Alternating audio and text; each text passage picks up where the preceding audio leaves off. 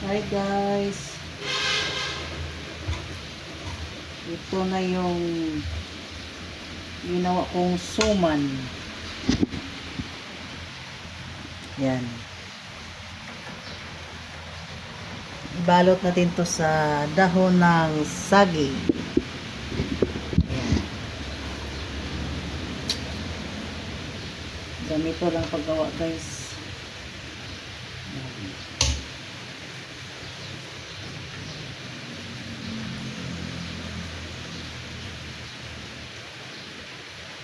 Yan. Para may ano tayo pang merienda. Daming may oil siya guys. Kasi marami siyang gata. Ayan o. Ito. Pero masyado itong kunin natin. Putulin natin guys.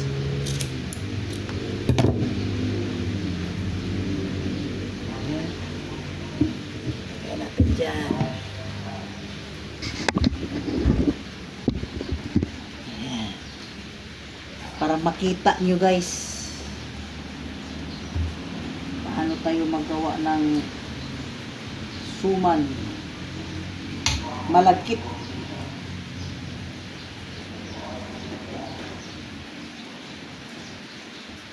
Ayan. Yung hindi kabisado nito guys, mahirapan. Ako guys, sanay na sanay. Sanay na sanay. Ayan madali lang Ayan. Very basic lang guys. Ayan. Basic lang.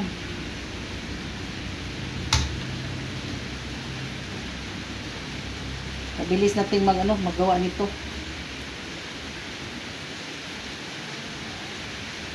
Ayan lang Ayan.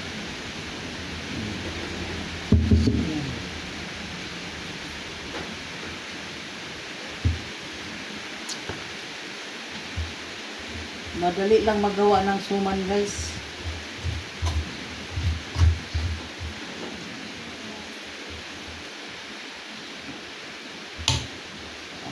Diba?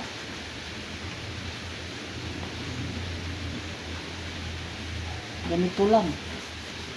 Pagbalot ng dahon sa saging.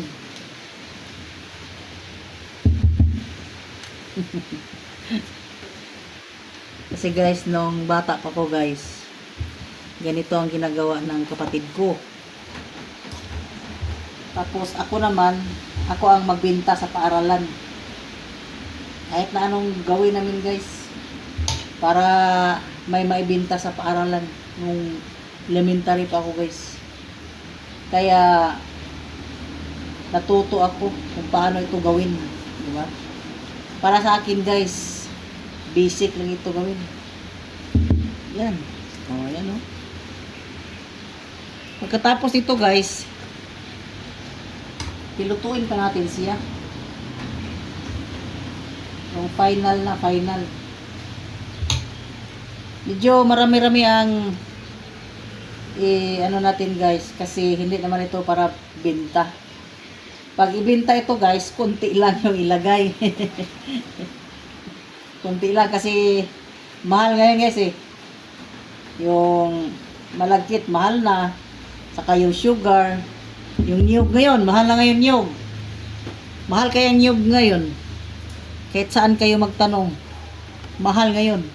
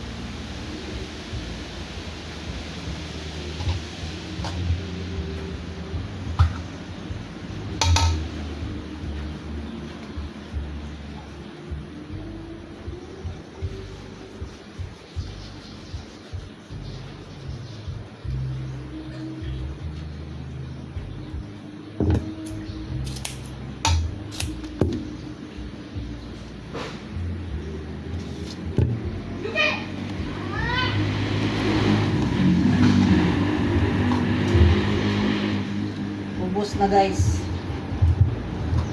Ito. Tapos ko ng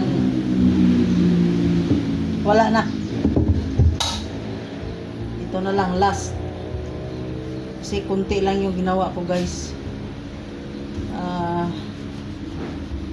For consumption lang namin ni partner.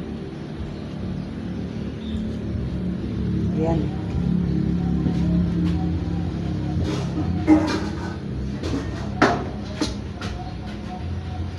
So dito guys,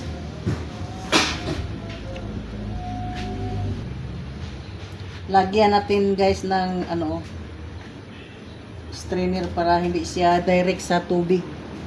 Kasi kung i-finalize natin to, lagyan natin ng tubig, luto siya. Para hindi siya maano.